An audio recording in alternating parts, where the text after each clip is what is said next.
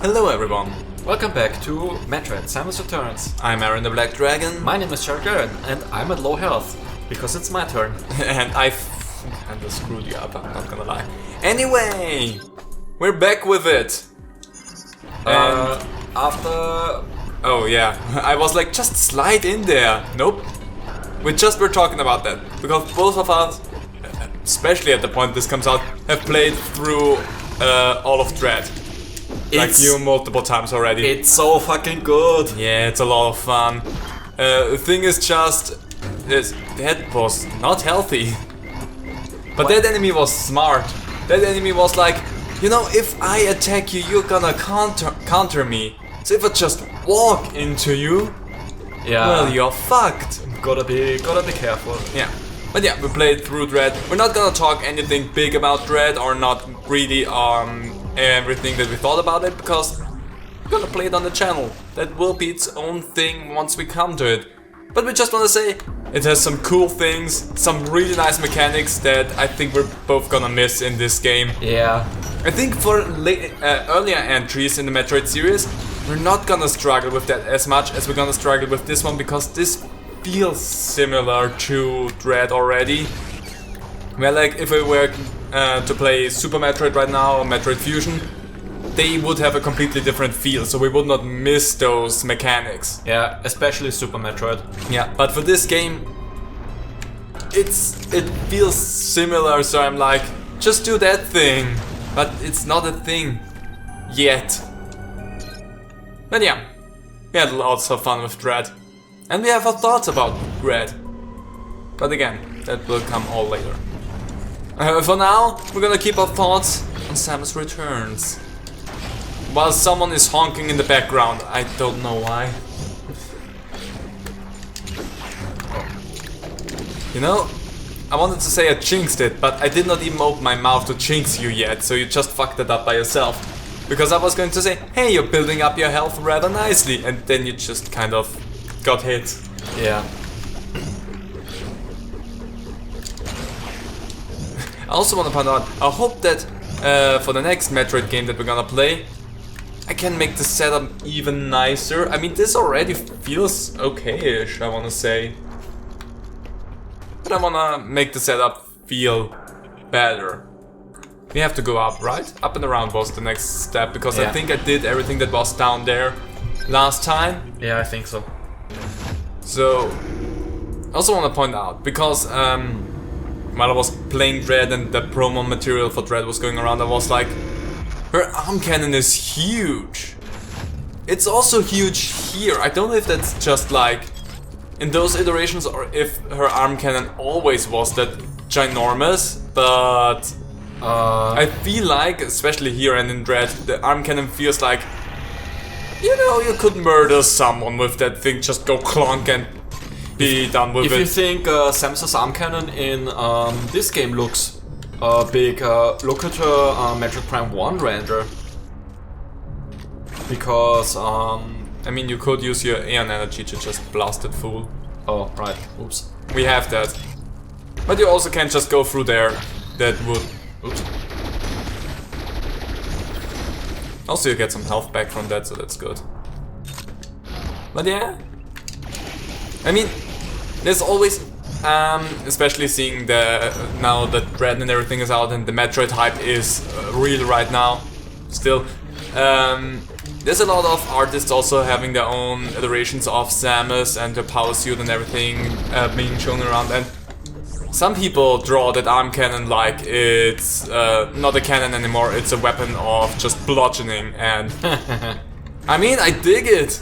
It just seems impractical if more than anything, but I dig it. At that point, if I find someone who would be willing to share that just for an insert, maybe I can show something. Oh yeah, those things. It's also something to get used to the different Aeon powers and whatnot again. Yeah, because The Aeon powers that you get in Dread are different than the ones you have here. yeah. Samus Returns actually starts you off with the scan pulls. Yeah. but it's equivalent in Dread. You get really late. Yes, it's like you have mostly everything else that you will need. I think you're just missing a few key items, like 1 or 2 key items maybe that you're missing at this point. That you get the scan pulse, and it's like the thing for if you want to go for 100% and you get all of the items needed to get 100%. There you go, that will make your life easier. Where in this game it's like, started off with it, there's probably a lot of stuff that you won't be able to get to just yet. So it's like the cleanup assistant in Dread. Yeah, pretty much. Also another Teleport, always good to have that. I remember that in this timeline, I'm gonna call it that because the other timeline got deleted, we did not yet awaken that thing. Yeah, we didn't do that yet. Yeah, that's still on the open. But yeah. But also we don't have what's needed for that yet. Yes. Also, I wanna ask a question. If you aim around, free aim, and your laser hits a target, does it also bleep in this game? Yes. Oh, nice. Yeah, there it goes. Because I realized it during the stream that I made for Dread, that it goes bleep when you are actually locked onto something, which I found kind of cute. Here it also changes The color from like an orange to got something red. yeah, When Dread it is permanently red. because the orange color is used to something else in Dread. Also, we should maybe stop talking so much about Dread. I mean, technically we can talk about it as much as we want, because the time this comes out, actually, most of the people that want to play Dread maybe already got it. Yeah. And the people that say they want to play Dread and still haven't done so will probably still take some more time to finally get to play it. Because, I mean, who knows when that will come out, this series here. Grapple beam latches onto blue or red grapple points. Tap its icon on the touchscreen to equip and hold Y to fire. Holding Y while fixed to a grapple point will maintain the connection, allowing you to perform various actions. Fire the grapple point in free aim mode to auto-activate this beam. Sweet. And now we can grapple out way away. Speaking of the Dread conversation train, at first I wasn't really sure if I liked the grapple beam being its own button, because I liked that Samus Returns just had you free aim and it activates automatically. But considering how it can attach to those magnetic walls, and there's also enemies on them sometimes, I feel like them not making it an automatic switch might have been a better decision. Yeah. At least for Dread.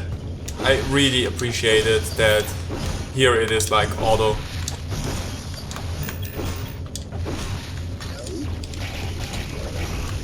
And at this point I would say we're gonna keep quiet about other things that are in Dread. There's a power beam in Dread, damn it! If anything, I think we can talk about the stuff that Nintendo has shown in the trailers, but but everything else, yeah, maybe not. Yeah, everything that we have not seen inside of the trailers, we're just gonna shush about. I completely forgot that they showed the grapple beam in the trailer. I think they did. Well, if they didn't, whoops. Then this conversation just was redacted. I'm not gonna be that stingy again, this video is gonna come up whenever. People that want to play Dread probably have already played it, people that wanted to watch Dread probably already have watched it, and the ones that say they want to play it and still haven't, they probably still would sit around for a longer while and probably would know about a lot of stuff in the game already at this point.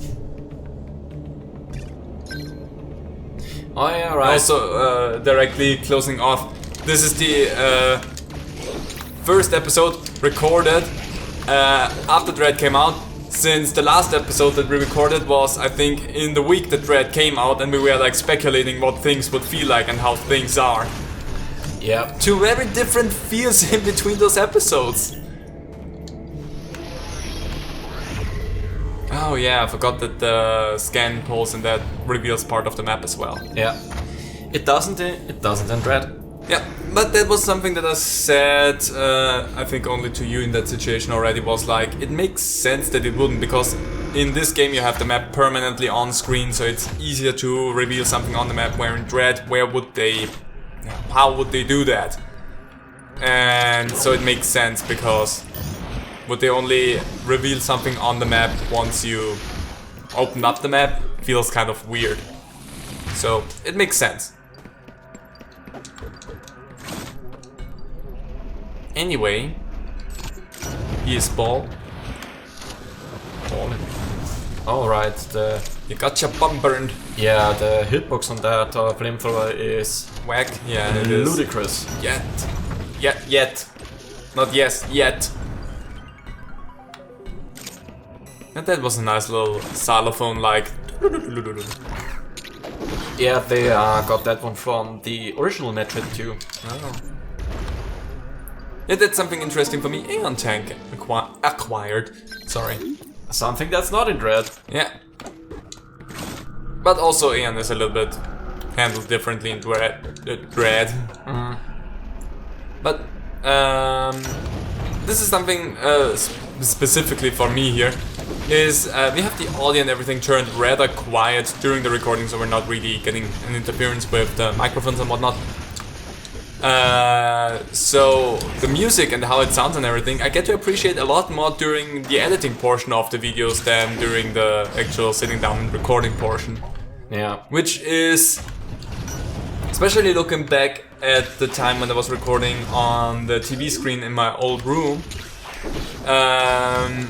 is also true for me right now, because now I record everything in front of the PC and with headphones on, so now I can appreciate the music all the time, because I always have the headphones on, so I get much better feedback of what's going on inside of the games and don't have to wait for like the editing portion to finally get to hear some of the music, which back then, and for this series right now, and for some series actually that we record together, is still the case. But it makes sense.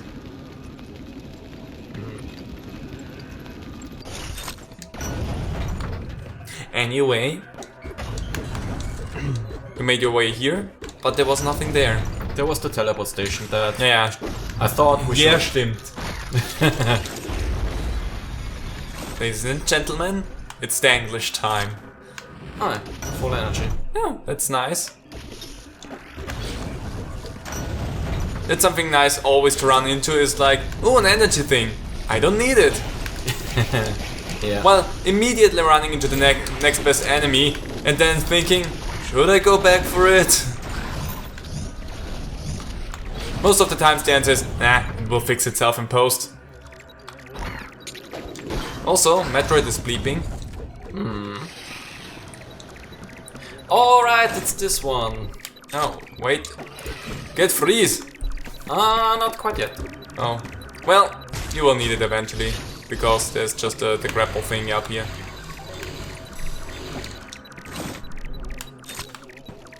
Oh, wait, in that case I'm gonna switch it around. Thank you.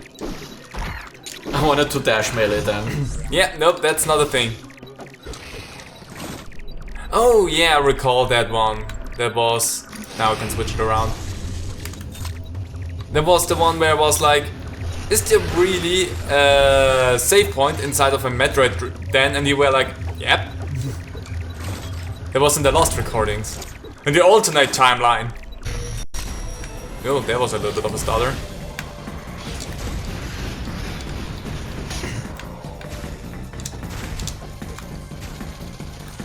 Gonna shake off the ice right now. Electric beam. I'm upset this Metroid has better moves than my Pokemon team has. Now that's a reference for people that watch my channel. And a complaint. Come on, you can kill it. There we go. If it bleeds, it can die. In before the day you upload Samus Returns on your channel is the day that Nintendo is like, oh, oops. Missile. is the day that Nintendo is going to be like, oh, by the way, there's an HD version of Samus Returns. Well, in that case, we are pioneers. And yes, there is a few games that we both think we wanna play and are like, but what if we get like a version on the Switch? Yeah.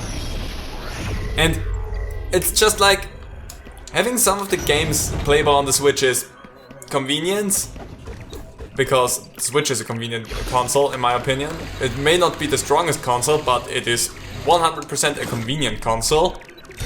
And next, Metroid, sorry. Got laser beamed. And also it's perfectly fine for what I want out of a console. It has fun games and it lets me play them wherever I want to. Yeah. I mean, it would be nice at times sometimes for the Switch to be stronger, like to cut down on some loading screens and some loading times that it has. But also some games that come out on the Switch are not optimized for consoles, period. Or optimized for the system itself. Yeah. Because I have a game that I want to play on the channel for the longest time, and it still has to receive a proper update to run smoother on it.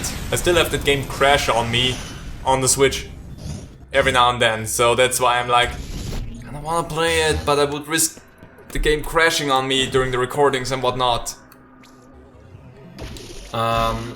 Yeah. I have two games in particular that would benefit from being optimized for the system more ahead in time. Yeah, because the loading times on that are horrendous. Yeah. I'm watching Josh Jepson's stream Let's Play of that right now. And oh, he's playing the Switch version? Yeah, he's playing the Switch version. Even though I think he also has the PC version, but he plays the Switch version for the reasons he probably announced somewhere in the first or the second VOD that he uploaded, and I completely forgot them. What shame to find them out. I'm not his spokesperson. Yeah, the loading times in ahead in time are kind of silly in the Switch version. And another game that I wish would be... Also, there is no, like, multiplayer version on the Switch as well. Really? Yeah, the 50 player... 50-person multiplayer is not available on the Switch as far as Josh says it. Okay, yeah, I can kind of imagine the Switch kind of bursting into flames at that point. Yeah. But also, another game that I wish would run better on Switch is Bloodstained, Ritual of the Night. Oh, I can see that. But that's why I wanna grab that game for PC, so on Steam, because I heard so much good about the game and I wanna have the experience not being ruined, kind of because the Switch is not optimized for that kind of game. Yeah. Or the game is not optimized for the Switch, because you rarely optimize a console for a specific game. That would be kind of weird, thinking about it that way. You know, concerning Bloodstained, both Curse of the Moon games are fucking amazing on the Switch. I can imagine that, and when I got them on Steam, I was like, I should have gotten them on the Switch. Oh, yeah, also largely because those are like 2D games in a very NES style. So it would be very weird if they didn't run well on Switch, but Ritual of the Night is like supposed to be the revival of the Castlevania side of the Metroidvania genre. Yeah. And yeah, it's really not running all that well on the Switch, even though at this point it does run a little bit better than it did on release. On release it really was rough. Yeah, I mean, there is at least the passion behind some of the projects, so that the devs really sit behind it and wanna make the game as playable as possible for the consoles and whatever. Definitely. But the game that I'm talking about is like an indie game, so... Well, Bloodstained is also an indie game. Yeah, but a smaller team. Bloodstained, I think, is a bigger team. Oh yeah, good point. And I think the team that the game that I'm thinking about, I'm gonna be coy about it because I'm gonna play it on the channel eventually, is smaller, as far as I know. And yeah, it's a shame that, because as far as I know the PC version works fine and doesn't have like all of a sudden just freezing completely. But, oh sorry. But yeah, the Switch version broke on me like in multiple accounts, which was like I walked from one room to another, but the camera did not want to follow me, so the camera was still in the old room, and then the game just completely froze. So yeah, fun. But yeah, things do happen. Maybe eventually they will make this a little bit better. Another game that got infamous pretty recently on the Switch was Sonic Colors Ultimate. Oh yeah.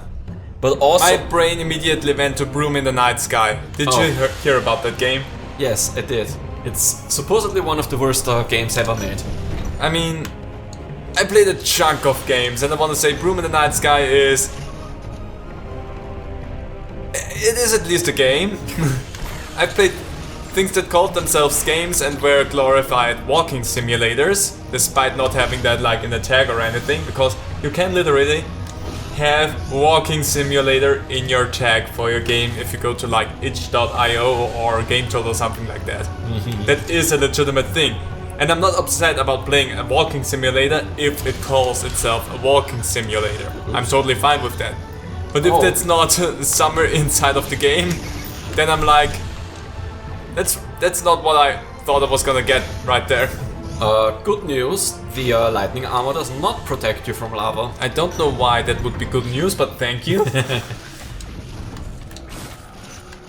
Good news, you can die in lava even though you have armor. Thanks, game.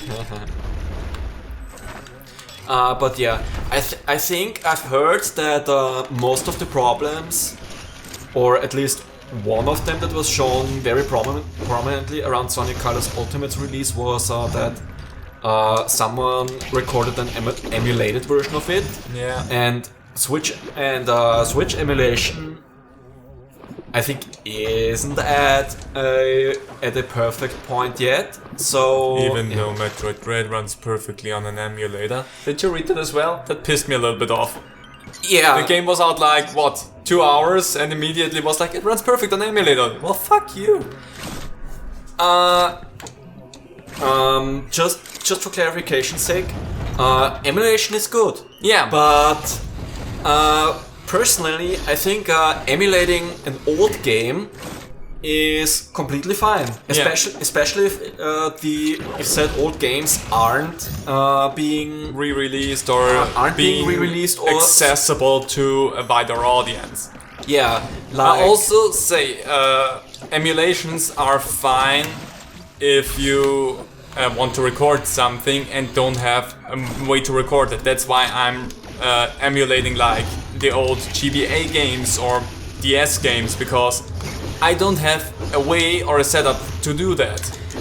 I think as long as and also I still have the physical games. That's something I want to point out. In the case of Samus Returns, you have the physical game. Yeah, I showed that one in the first episode. Yeah. For all of the Pokemon games that I emulated so far on the channel, I have the physical version of them. I could, if I had a setup for that, play them on the cartridge.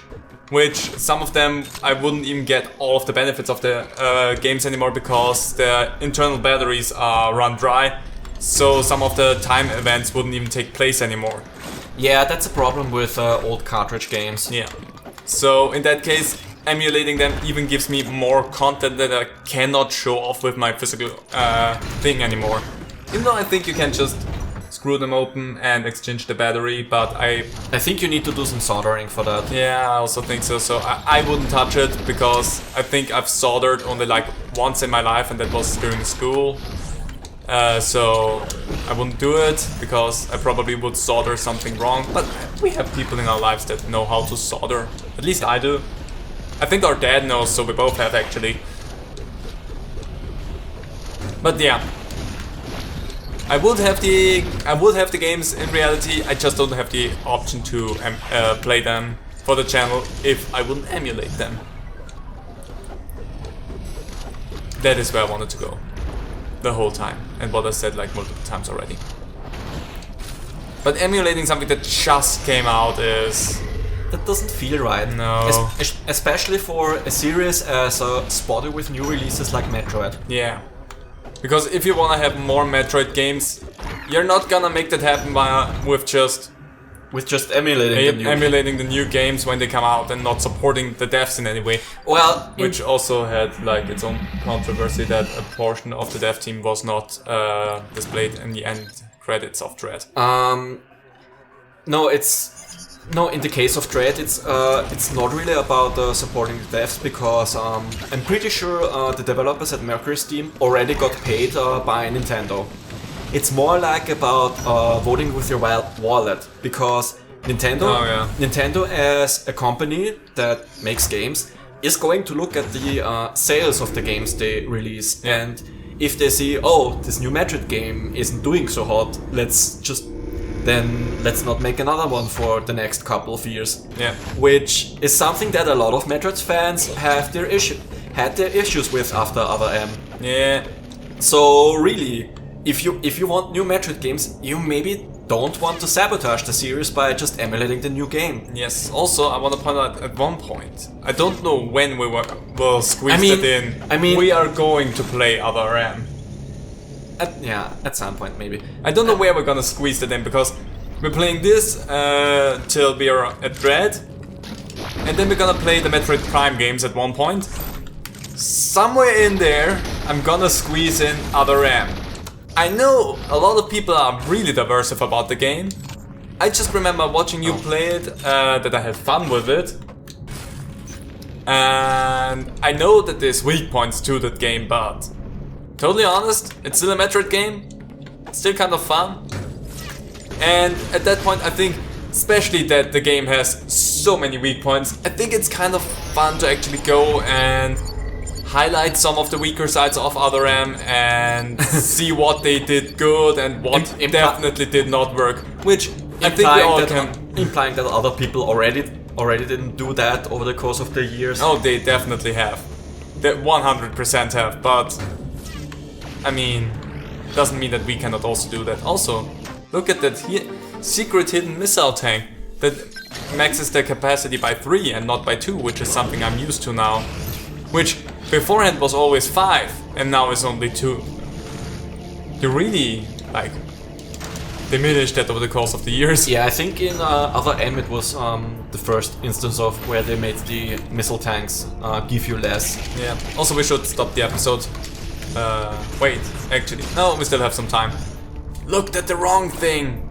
Audio has been running longer than the actual video recording, so we're fine. Oh, right. Need something. Also, if you want to know why the audio has been running longer than the video, it's because the emulator got an update and we needed to reconfigure the controller because we couldn't do anything with it anymore.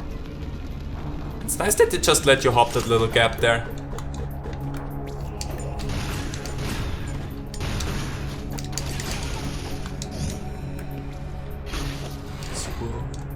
Swing, swang, swung. Swing, swang, swung, swoosh.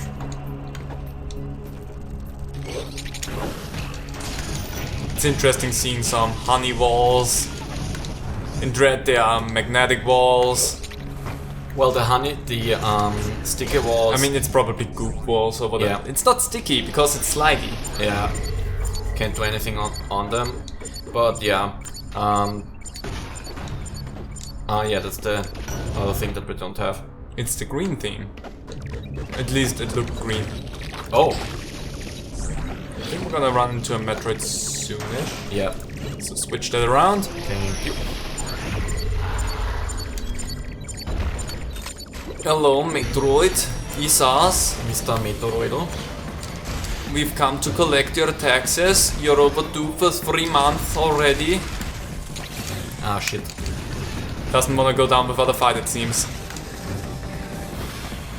If you want to have the tax money, you're gonna have to fight for it. Ooh, bro, you're nearly dead. You have only 21 left, so make it count. Okay, that's good. And the suit is really complaining. Well, not anymore. It complains a little bit less now. Come on. Shit. Nope, that was... Oh, fuck. Well. Try again. I also want to point out, this is now the official first death of the series. And I'm gonna keep it on that vague note. Because you'll never know what the alternate timeline had in store for you. You'll never know. It had to happen at some point. Yeah. Especially because enemies hit really hard in this game. Yeah.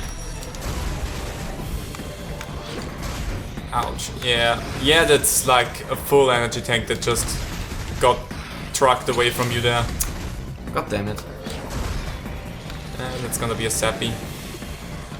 I can't wait till we have the... Is it the gravity suit that lets us walk in water without... Yes, that's the gravity suit. Yeah, I can't wait until we have the gravity suit. That's always one of the things, as soon as a Metroid game sends me into the water, I'm like, give me the gravity suit, please. There we go. Yeah. And it explodes. This time without it running away. Nice. And now we are at time. So go and find a safe spot or whatever.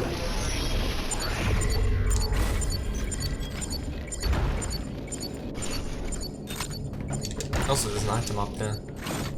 No, that's just no, on the other side. I meant, sorry. You look there. There's something up there. I already checked that one. I can't get that one yet. Oh. I need the spinny jumpy. Oh yeah, that was that thing. The spinny jumpy.